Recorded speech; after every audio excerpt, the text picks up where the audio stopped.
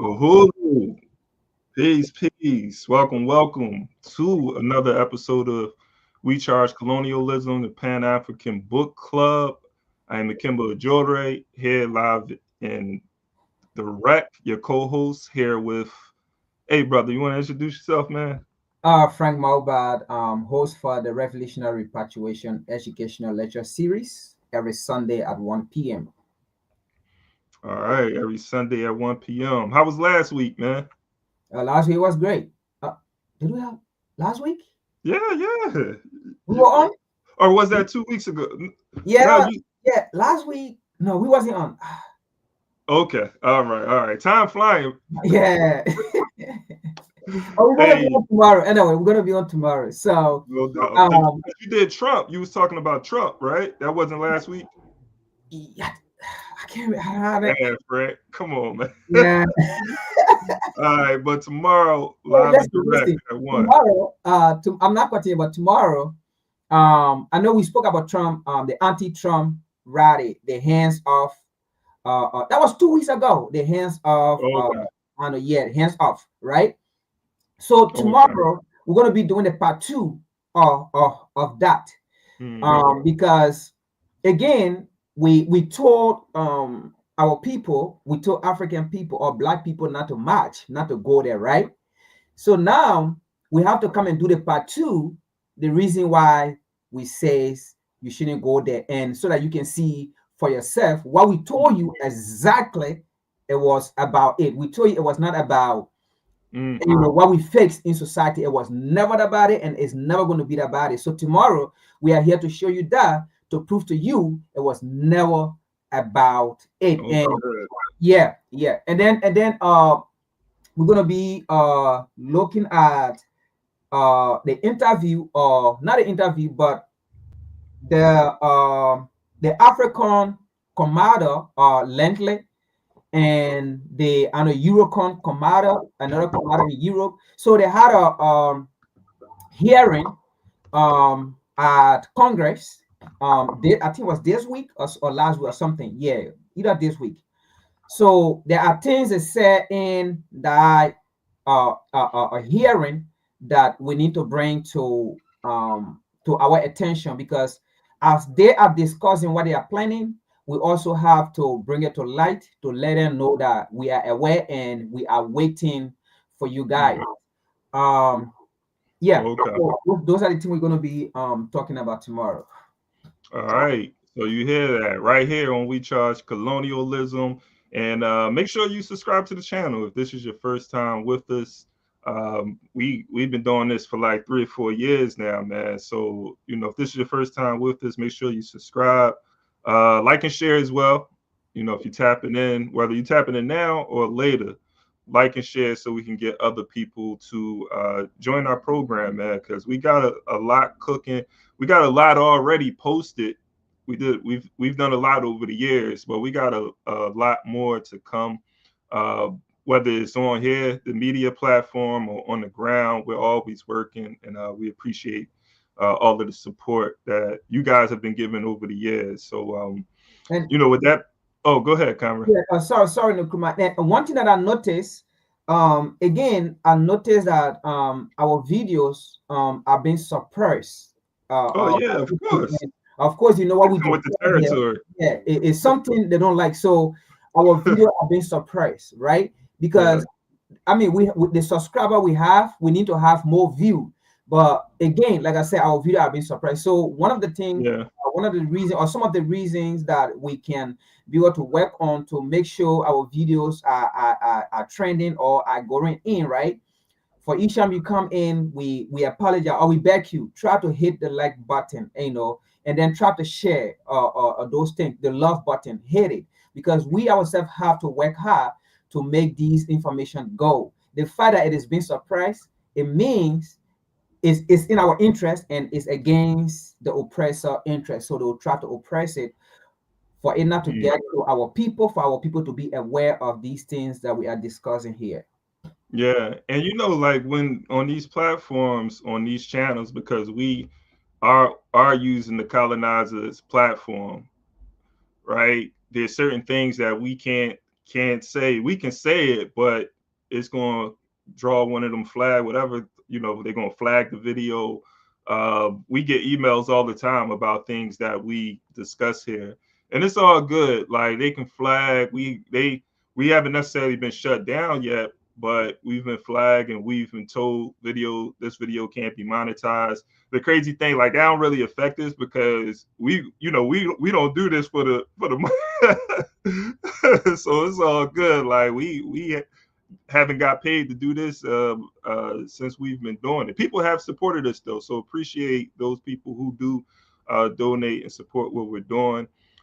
So this is the We Charge Colonialism Pan-African book club that we do every Saturday at 10.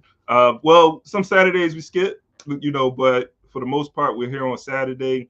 And we are covering Frantz Fanon's work towards the African Revolution. We're going to be going into the chapter on racism and culture today. But before we get into that, we're going to do our weekly roundup, which we usually do. But actually, before we do that, I want to invite you all to go to our website, wechargecolonialism.org. We have a few articles that have been posted on our platform in the last last month or so. Shout out to Nehemiah, who've written 2 articles on our platform, The African Offensive in Haiti, a retrospective. And he wrote another article, African Youth in Crisis. You can go to wechargecolonialism.org. I also will share it in the chat for you guys to click on. And I wrote a short piece, The So-Called American Dream, the dangers in pursuing happiness. And you can check that, or I just wrote that a couple of days ago. So go to the website and check those out. So let's get into the story, man. There was a shooting in Florida State. I think it was yesterday, man. Time, like I said, time is just flying. But there was a shooting in Florida State University, and information has come out around the shooter, and we just want to go into this story a bit. Mass shooting at Florida State University, and this was sparked by colonial and racist ideas. And we'll get into that as I go through this story. And feel free to stop me at any point, Frank, if you want to chime in. So mass shooting at Florida State University. Investigators say the shooting has killed 2 people and injured at least 6. What do we know about the alleged attacker and weapons? Leon County Sheriff Walter McNeil has identified the gunman as 20-year-old Phoenix Inkner, the son of a local sheriff's deputy. His mother, named by U.S. media as Jessica Inkner, has served at the Sheriff's Department for 18 years, McNeil said. Phoenix Inkner is an FSU student. Jason Trumboer, chief of the university's police force, said during the news conference on Thursday. He had access to his mother's handgun, which was once a service weapon, but has since become a personal firearm. Unfortunately, her son had access to one of her weapons that was found at the scene, McNeil said during the news conference. Besides the handgun, authorities believe that Inkner brought a shotgun to campus. It is unclear whether the shotgun was used in the shooting. Trumboer said there is no evidence that anyone was shot with a shotgun. FSU business management student Dean Stickney, 21, told the Associated Press he saw the man get out of a car with a shotgun and aimed it at another man. The gun jammed and the attacker ran back to his car before returning with a handgun, opening fire on a woman, according to Stickney, who said he ran from the scene and warned others. When the alleged attacker refused to surrender, the police shot him and took him into custody. I want to get to that part of them shooting him in a second. Authorities have not yet speculated on or revealed the attacker's motive. What do we know about the victims? The identities of the victims have not been officially confirmed. The 2 people who have died were not students of the university, said Trumboer, the chief of the university police. But friends and family have spoken to media to identify the 2 people who were killed. One was Robert Morales, a university dining coordinator who LinkedIn profile indicated he worked at FSU since 2015. He had also studied criminology at the school, and his father was a Cuban exile turned operative for the Central Intelligence Agency. Dang. I want to have some sympathy. I'm gonna try to separate him from his father right now. But today we lost my younger brother. He was one of the victims killed at FSU. Ricardo Morales Jr. posted on social media on Thursday. He loved his job at FSU and his beautiful wife and daughter. The other person killed was identified as Taru Chaba, a food service vendor for the hospital company Aramark. The 45-year-old hailed from Greenville, South Carolina, and was a married father of two. Taru Chaba's family is going through the unimaginable now. Baraki Sellers, a lawyer for his family, said in a statement. Instead of hiding Easter eggs and visiting the friends and family, they're living a nightmare where the loving father and devoted husband was stolen from them in the act of senseless and preventable violence. I'm just going to stop for a second. I don't know. I might have read this in a different article, because the way they describe the shooting of the suspect, or the shooter, suspect, the guy who committed these atrocities. In one article I read, it said how the police they shot him to just to wound him. They didn't shoot to kill. Just to be clear, like they shot him to put him down and to prevent him from continuing to shoot. That's interesting. We all know that's interesting because we hear how police are not trained to do that. Like they're trained to shoot to kill. And I'm gonna see if I could find an article that described that. But again, that shows that there is this intent to kill when it comes to the police and their engagement of Black people in this country. They can make a decision to shoot to wound, right? Rather than shoot to kill. And there's situations where they're shooting people that have a knife or a hammer in their hand, and they're shooting these people to kill. I just saw a video the other day when there was a guy who was autistic. I think he was about 17, 18 years old, and he had a wrench or a hammer or something in his hand, and he was in his front yard, and the police, where it was several policemen, came up and shot and killed this 17 to 18-year-old. So I thought that was interesting, man, that they made this decision just to shoot to wound. Any thoughts though that you have on this guy? And when I get more into this article, it's going to reveal that this suspect had racist views. But did you have anything before I continue on this? Just a bit of I didn't really catch anything when you were reading, but just a bit on what you said about the suspect being shot, but not being shot to kill, but to prevent him from shooting further, to cause further chaos or death or injury to other people. We know that's how the police operate in this country. The video you're talking about, the article you're talking about, I listened to a video about an ex-police officer, and according to him, when he went for training, while he was in training, on training camp, there are different ways of policing in this country. And this is a retired police officer and a white guy, by the way. Mm-hmm. So according to him, while in that training, on a police training camp, there are ways in solving crime in different communities. So for example, in white community, Latino community, African community, Indian community, Chinese community. So if there is a case, for example, in the white community, you are not going there with the mindset of violence or with the mindset of, whosoever that the case have been reported to, and you are going there with that mindset of maybe just shooting or is violent, is this and those things. So their mindset is whatsoever incident that have occurred, when they go there, right? They are going to de-escalate if they have to deal with de-escalation and those things.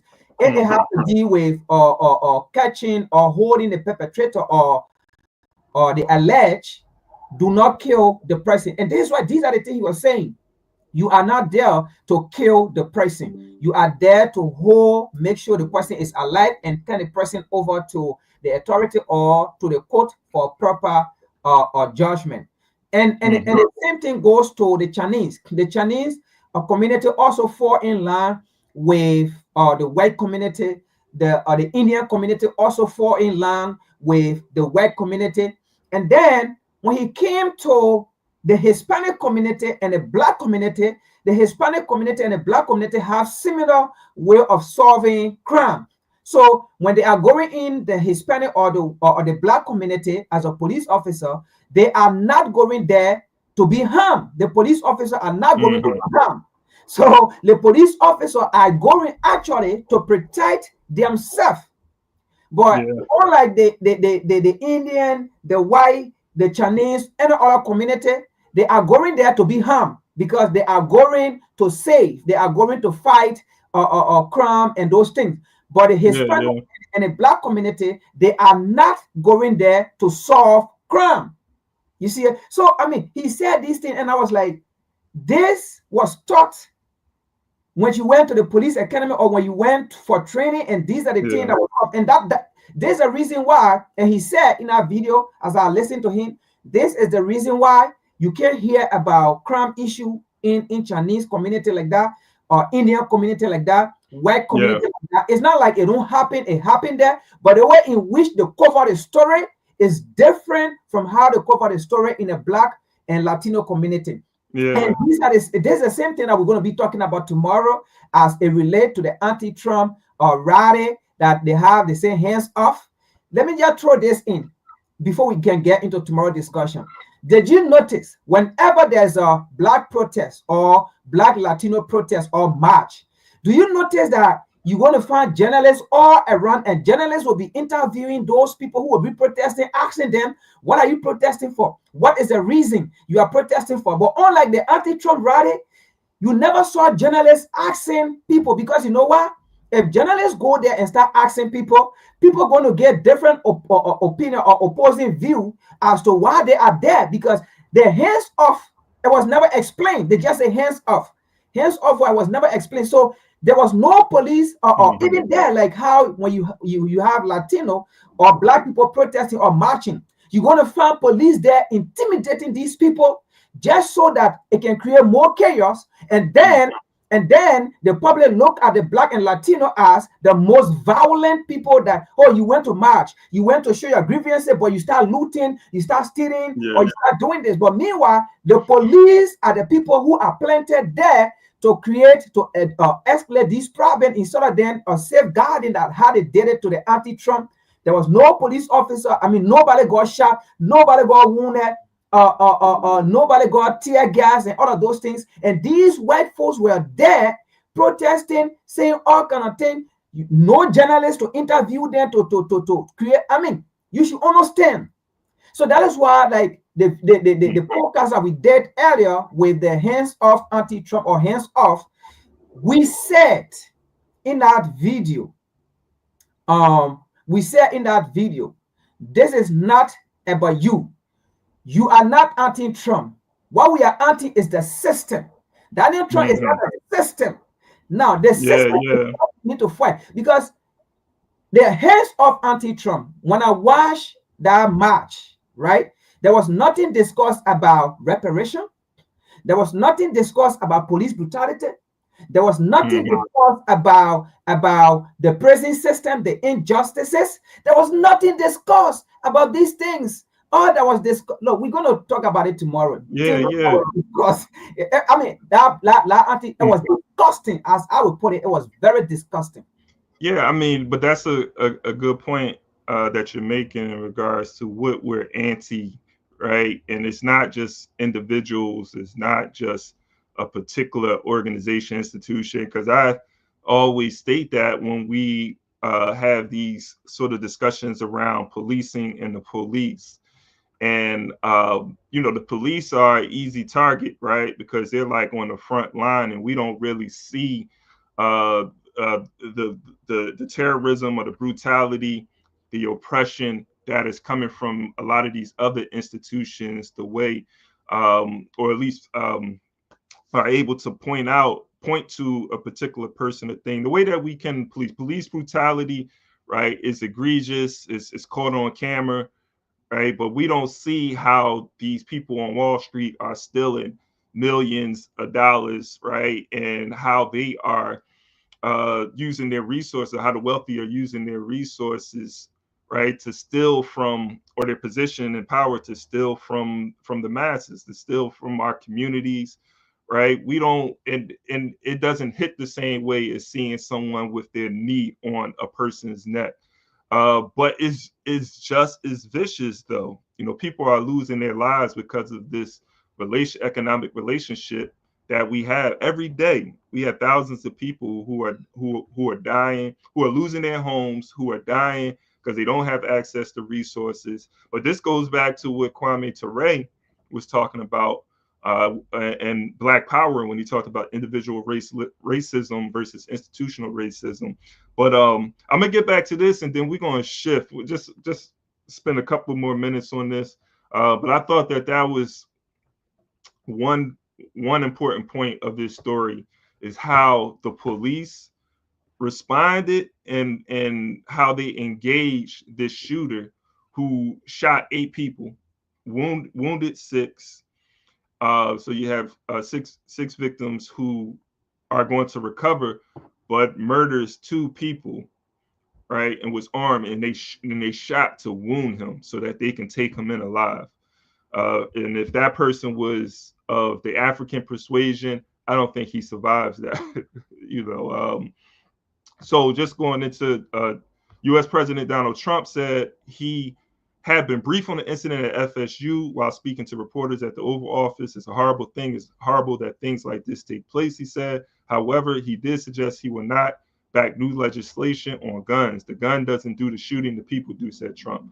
Florida Governor Ron DeSantis responded to the shooting in a series of posts and a video posted on X. Our prayers are with our FSU family and state law enforcement actively responded, he wrote. I want to go down to some information about the guy. They talking about guns and all of this, and they don't really get to this shooter. One article discussed his views were so extreme. He was a part of a political science club on campus, and one of the only rules that the political science club had was that you can't have Nazi views. And this person got kicked out of that club. So that just shows how like extreme and radical this guy was. People who knew him said that they weren't surprised that he committed this atrocity, right? And again, like this guy had issues with Black people. He had issues with immigration. He was a white supremacist at the end of the day. And I think the victims, I'm not sure of all of the ethnicity or nationality of all of the victims. I think the 2 who were killed weren't African, but it's more information. We don't have all of the information, but I thought it was important because we're going to discuss Frantz Fanon. He's going to talk about in this chapter racism and culture, and racism is sort of that pretext or justification that these colonialists use to commit these atrocities and to continue to oppress and exploit African people. So I think we can go right into it.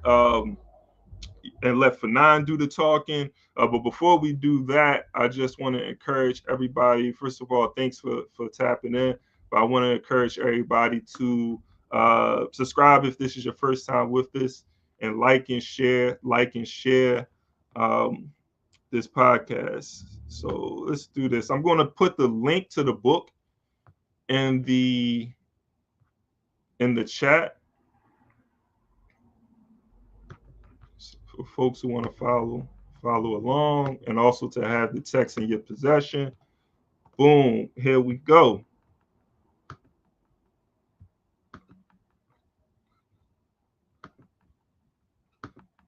All right.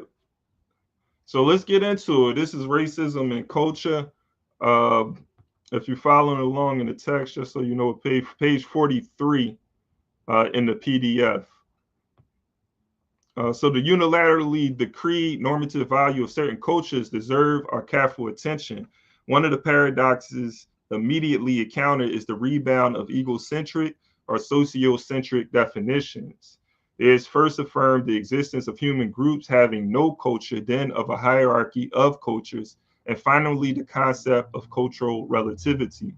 We have here the whole range from overall negation to singular and specific recognition. It is precisely this fragmented and bloody history that we must sketch on the level of cultural anthropology.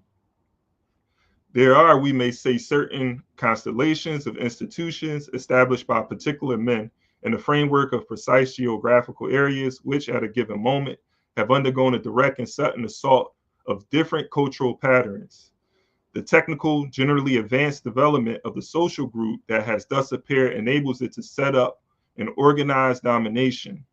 The enterprise of deculturation turns out to be the negative of a more gigantic work of economic and even biological enslavement. The enterprise of deculturation, that's deep. The doctrine of cultural hierarchy is thus, by one aspect of a systematized hierarchization implacably pursued, forgive me. The modern theory of the absence of cortical integration of colonial peoples is the anatomic, physiological counterpart of this doctrine. The apparition of racism is not fundamentally determining. Racism is not the whole, but the most visible, the most day to day, and not to mince matters, the crudest element of a given structure. To study the relations of racism and culture is to raise the question of the reciprocal action.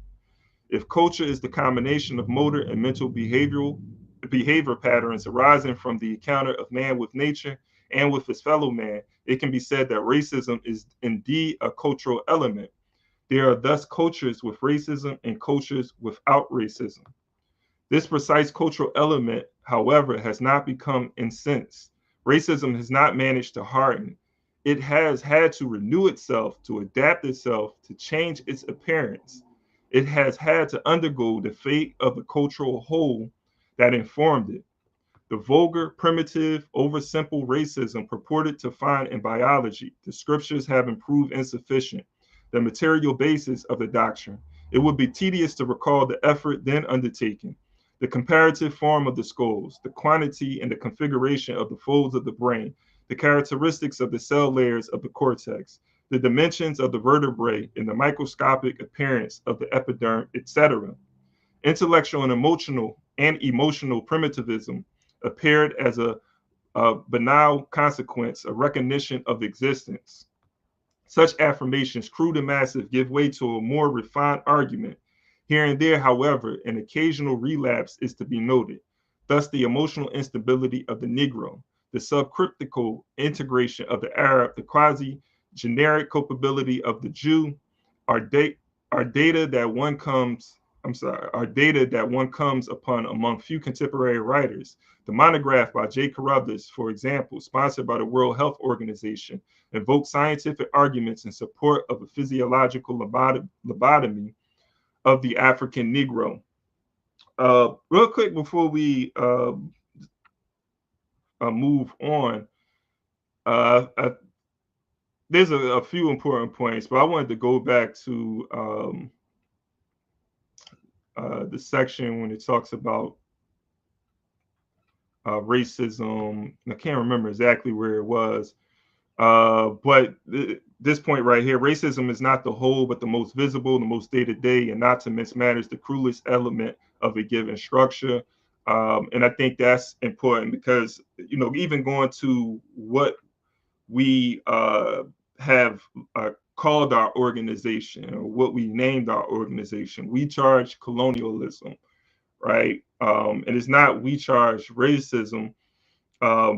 for a reason, but we recognize that racism is an element though of colonialism. We recognize that it is racism that sort of, again, like it rationalizes the reason we have this power dynamic. It rationalizes colonialism, and many of us don't even label the system that we are a part of as a colonial enterprise. We're still struggling to get people to even recognize that African people are a colonized group. Like we represent a domestic colony in the United States and all over the world because of the economic relationship that we have with the West, that African people are colonized. And we're dealing with neo-colonialism today when you have black power, you have white power and black face all over the world. But we're not fooled. We're not deluded to think that this relationship is anything but that. When you have one group of people who are able to like disproportionately benefit from the resources that are located like right under our feet. But I thought that was important because Frantz Fanon is making it clear that racism isn't the only part, is not the only structure, right, or element of the structure of oppression and exploitation, but it is the most visible, and it kind of connects to what I was talking about with the police actions being the most visible. Like we're going to attack. It's easy to attack what is like the most visible form of racism. It's easy to attack someone that's dressed up in Ku Klux Klan in the Ku Klux Klan outfit, right? That's in white sheets and going around and hanging black folks. It's easy to like point out that kind of racism, right? But the system itself, the way that it is designed, is inherently racist because it is used to build this. Like the whole design is used to build the white power structure to maintain the status quo, right? And it's only through revolutionary actions that we can sort of like change that. So I know I said a lot. Frank, want to open it up to see if you wanted to. Yeah. Let me just add something. I love the part that Dr. Finesse said that racism is visible. Let's go back in a little bit back in history during the time of slavery, right? We can also say during the time of slavery it was visible, right? But in comparison, let's say this, during the time of slavery, we had some black folks, right, beating on black folks on a plantation. In that, you may say it was visible, but my understanding here, right, I would say it was not as visible as compared to today, because at that time, some of these black folks on the plantation, they had no choice than to do it. Because if your slave master came and told you or to do this to the slave, because during that time, the slave master will take the powerful and the biggest, the strongest slave, and then made that person the leader over the rest of the slave. You see it? So the slave master will give command or demand to the slave, right, to the slave chosen to carry on the work, to tell the rest of the slave to do this. Now, if the slave master, let's say the slave refused to do that, the slave master would then beat that particular slave, or bob break the slave, or castrate the slave, or kill the slave, right? Now, being that this slave did not want to be killed, did not want to be bob break, did not want to be raped, this slave would then turn beating on the other slave, because the slave told him to go and rape and beat other slave. So that's at that time you will see another black man raping or beating on other slave to work. So they had no choice at that time than to do it. Unlike today, the reason why Fanon is visible. Now, let's give this example. We black people, we had the choice to say, listen, I am not going to work for white a minority or for white racist people against my people, for the demise of my people. We see most black people working for this white racist oppressive organization to the demise of their own people. For example, look at Libya, the African. The African commander, he's a black man, Lensley. He's a black man. And he was used to destroy Libya. And then after war, what then happened? Hillary Clinton, the white woman, the oppressor, came out to say she was happy. All right, she was happy, she rejoiced. And then while on the other hand, the black man, later on Obama, got to realize that, listen, one of the worst mistakes I ever did in my presidency was to kill Gaddafi, was to carry war to Libya. But meanwhile, the white man, right, the oppressive system, the oppressor, they were rejoicing. They were happy that, yes, victory is ours. So my point here is, you have these African on the African continent, and you have a black man who is their leader. And yesterday, I mean, when I listened to the hearing at Congress, this idiots, Leslie, this slave, right? And this is what Fanon is talking about. This slave sat down there, and everything they discussed in our video, look, is disgusting. In the discussion video, which of course going to break it down tomorrow. I mean, very disgusting. This idiot, the African commander or general Leslie, sat down there in a hearing and told Congress that Abraham Traoré is using the Burkinabe gold to protect himself as a joint-head government. He's mismanaging the Burkinabe gold. When I listened to that, and I said to him, as a black man, you sat down there protecting racism against your own people in favor of racist white people, in favor of the oppressor, in favor of your slave master. Why the Burkinabes? You African people are look like you, and you are selling your own people to go and destroy. That's the miseducation, man. Yeah, to go and destroy Burkina Faso. And this guy is calling for more military might to move on Burkina Faso, because Burkina Faso, Abraham Traoré is taking a goal, because he has taken a goal from foreign interest, from Canadian money, from American money, and now first time ever in Burkina Faso. In fact, Burkina Faso is the only African country. I'm not talking about South Africa, because South Africa is not controlling their own goal, it's controlled by white people.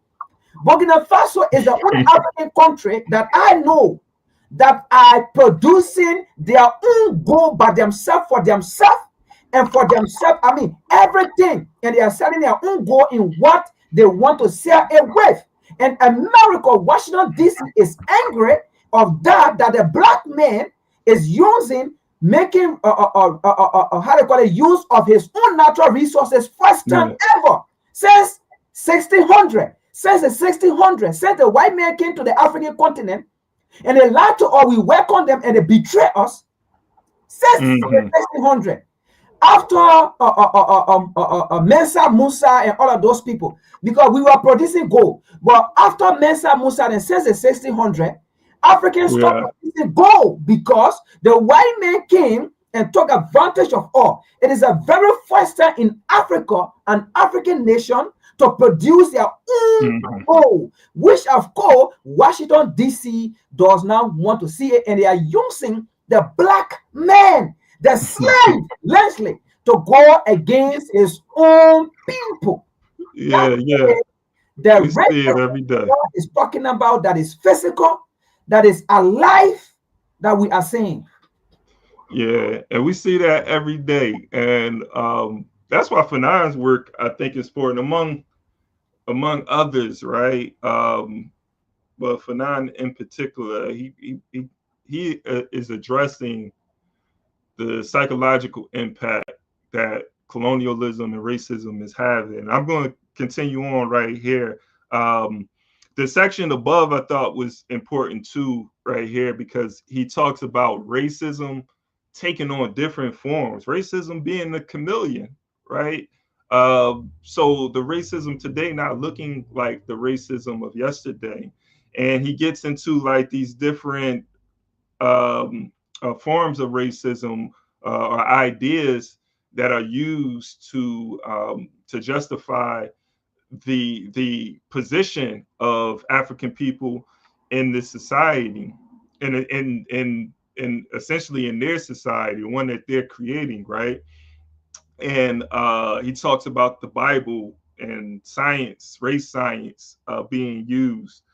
So we have to be clear on the ways that racism is used today, because it doesn't look the same. People are now being politically correct, but it doesn't mean that with beyond or behind that political correctness that there isn't racial undertones, right, or racist undertones, I should say. So I'll continue right here. These old-fashioned positions tend, in any case, to disappear.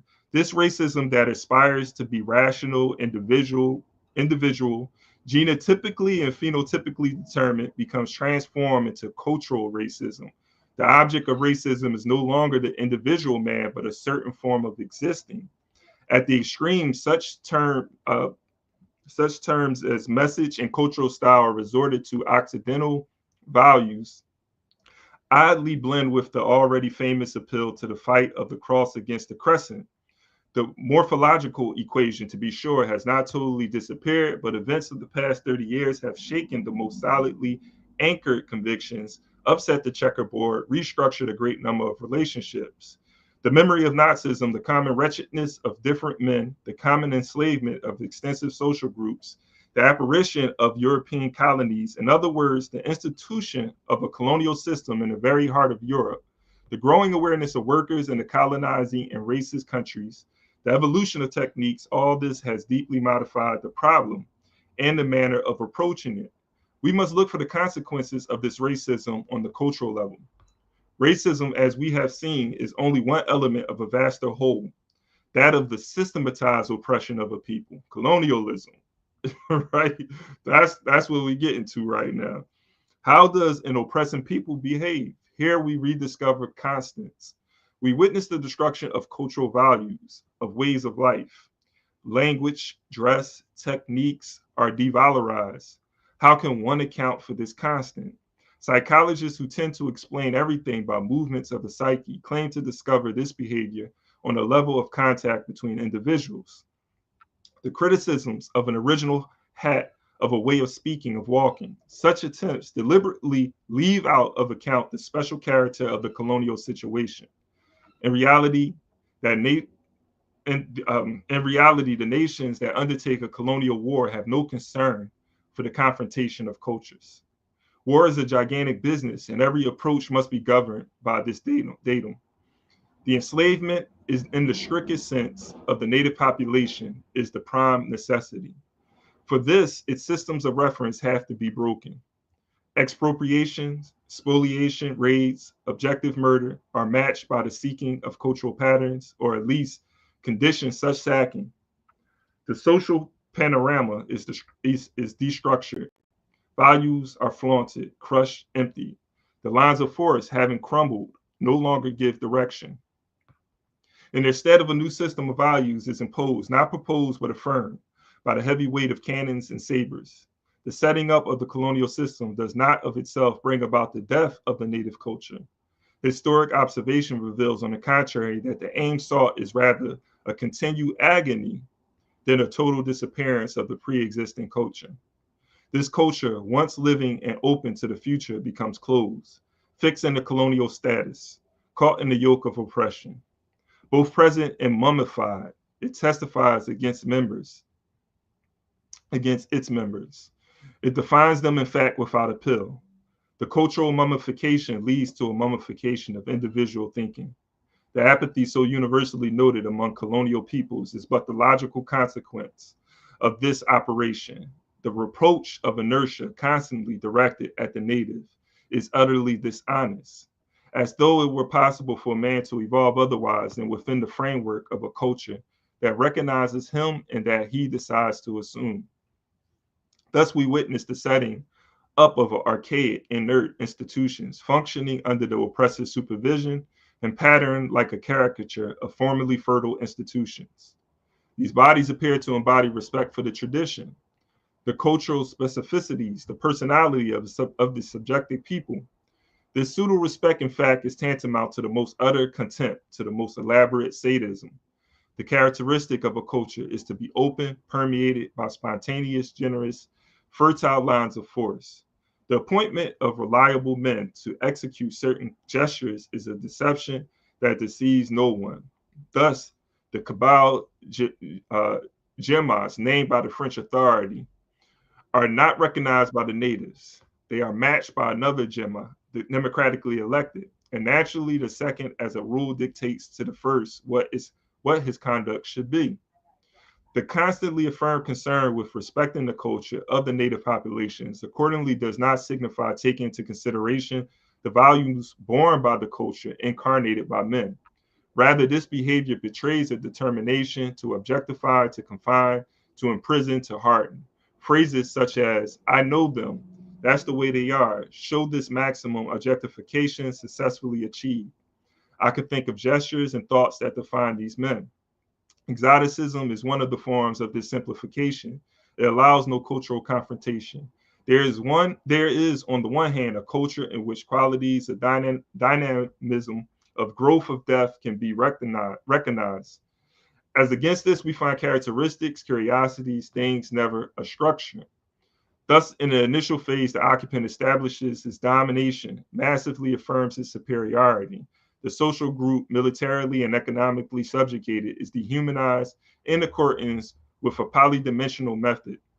Exploitation, tortures, raids, racism, collective liquidations, rational oppression takes turn at different levels in order literally to make of the native an object in the hands of the occupying nation. This object, this object man, without means of existing, without of reason, is broken into the very depth of his substance.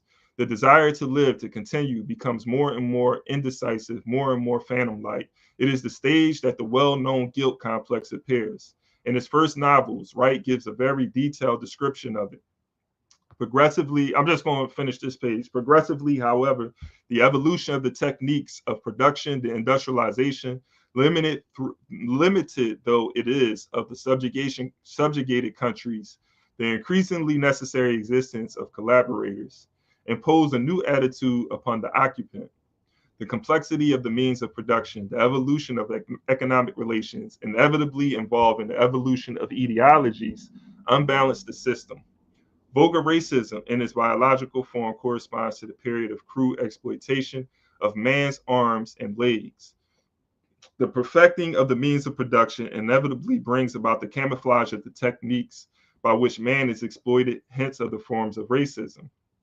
It is therefore not as a result of the evolution of people's minds that racism loses its virulence. No inner revolution can explain the necessity for racism to seek more subtle forms, to evolve. On all sides, men become free, putting an end to the lethargy to which oppression and racism has condemned them.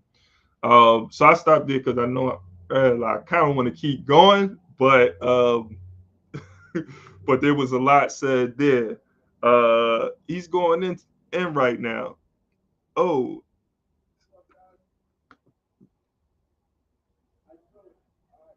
okay, all right, all right. I see that. I'm gonna get at you. I'm gonna get at you. That's exciting to hear. Yeah, Frantz Fanon. So one thing that comes to mind and that he's really getting at in this section that I read is how structural racism is able to be sustained, and that is through culture, through cultural racism, which he's getting at. And so when we think of structural racism, I think we can, or structural oppression, structural oppression.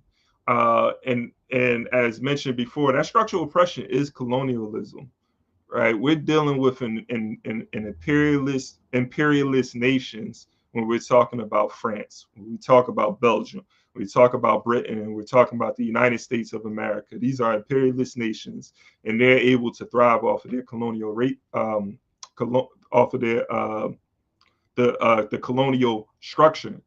And so going into like the culture, I think Frantz Fanon, he's kind of bringing out how Africans in particular that we're going to talk about, right, are being objectified. And so there's kind of like, yeah, there's this exoticism, that like they're kind of like feigning this appreciation for the differences of culture. But even with this exoticism, there's this separation that's being created uh, between the colonizer and the colonized. And so it's kind of like this pseudo respect as Frantz Fanon used, like this pseudo appreciation of the culture. But again, like those differences and that objectifying is being used as a pretext, right, to separate and to rationalize why they're in an inferior position. So I think like Frantz Fanon is bringing that out, and at least in the sections that was just raised. There's some other things I want to scroll back to. Did you have any thoughts while I go pull? Yeah. Just to add on that, right? He kind of mentioned he kind of mentioned key areas that are very, very vital to how racism, or to how the oppressor or have managed to destroy our existence, right? And where he talked about social racism, economic racism, and I think another one, I think it was 3, right? Culture. Mm-hmm. Yeah, so those 3 things that he mentioned, right? Look, if you really dive into it and sees, for example, right, we can even talk about the United States or the Western world before even going to Africa. See how in which they have destroyed the cultural existence of Black people within a diaspora. They made us to believe, to understand that we cannot have a culture that is different from the oppressor.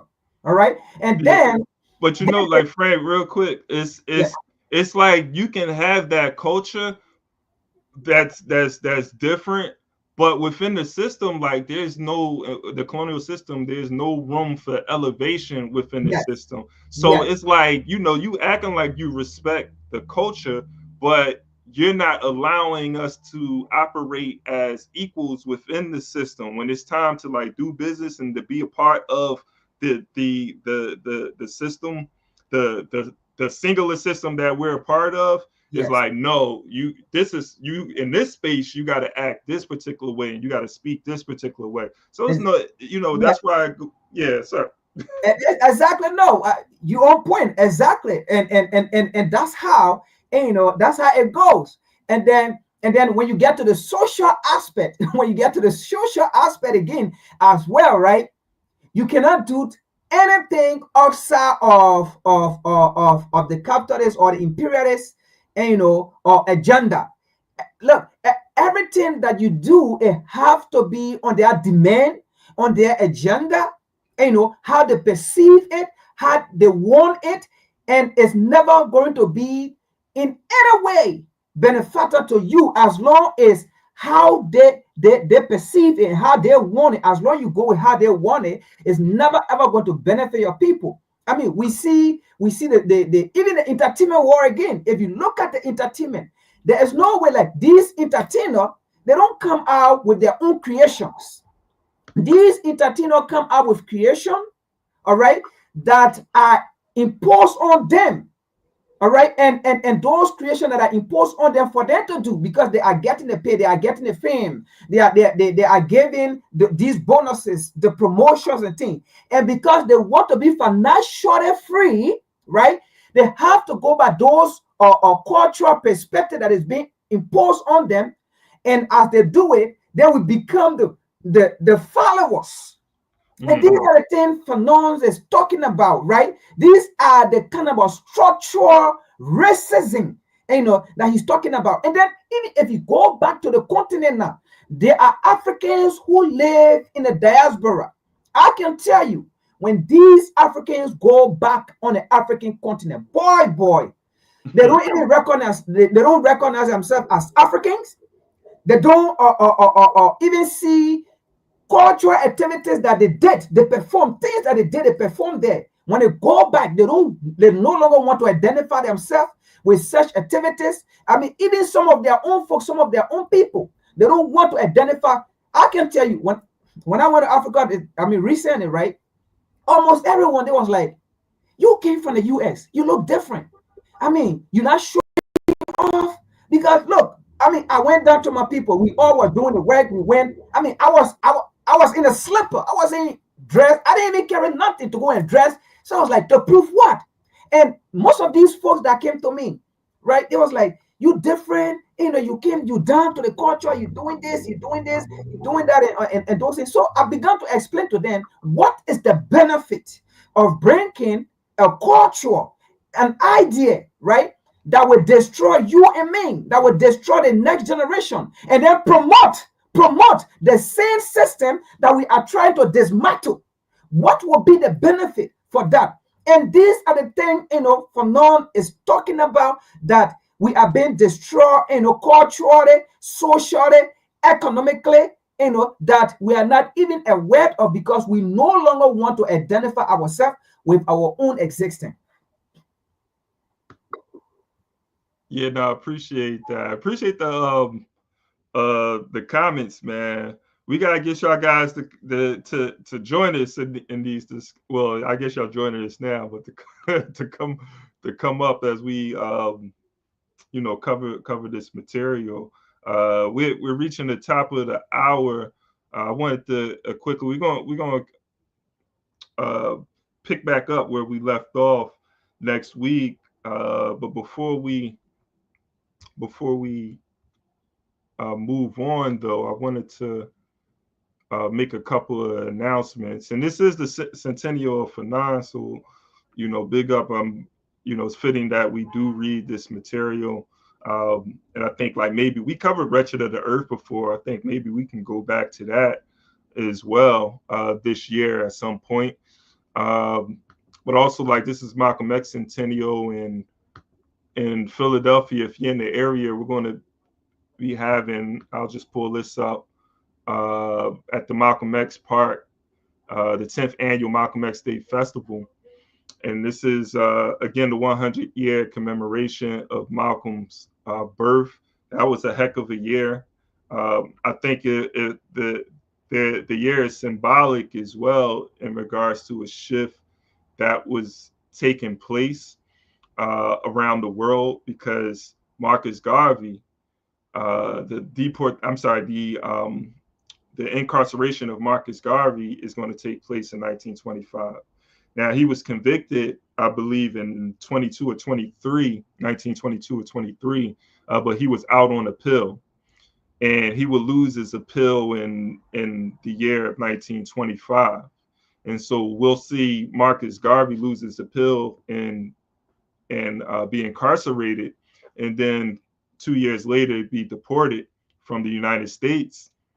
But that same year, we also are going to see the birth of historical figures like Malcolm X, Frantz Fanon, Patrice Lumumba, Robert F. Williams, and Medgar Evers. So it was a significant year to look back on, and here we are 100 years later, and we can see like the impact that all of these people had. And I think it was like a revolution sort of deferred at different points, I think, when we look at the 20th century. But in 1925, the impact that Garvey was making, we're going to see that movement undermined by the U.S. White supremacists and those Africans that was working with the state to remove Garvey from America. And so we took a major blow that year. And I think Garvey's impact, we know, those who study know Garvey's impact. And we know like how many people, like in the millions, that supported Marcus Garvey. But I think like more people have to understand how shook the power structure was of Marcus Garvey, how they were keeping Marcus Garvey out of Africa because of the impact that he was having. But they couldn't even stop his impact. When we think about the African liberation movements in Africa, when you go to Kenya, you go to Ghana, Africa, South Africa, occupied Tanzania, and we look at the ANC, like these are movements that was inspired by Marcus Garvey. They was inspired to stand up and fight against colonialism because of the Garvey movement. But that's I just had to say that, man, because that's where this conversation about Malcolm X and Frantz Fanon was moving me. But if you're in the area, come out to the Malcolm X Day Festival. Also, if you're in the Brooklyn area, on Saturdays, we have community organizing workshops at Medgar Evers College. It's a coalition of grassroots revolutionary organizations that have come together in New York City to put on these workshops. So follow We Charge Colonialism on Instagram, Facebook to get updates about what we got cooking. And then tomorrow, we got Frank that's going to be on at 1 p.m. Eastern time. That's the time, right? 1 p.m. Yeah, so make sure you tap into that as well. Any last thoughts before we get up out here? I mean, see you tomorrow, man. I know you know how it is, man. We're gonna get it done, going, man. 1 o'clock to 3, 4, 5, whenever, man. The energy keep. Oh yeah, Frank got energy. Get on.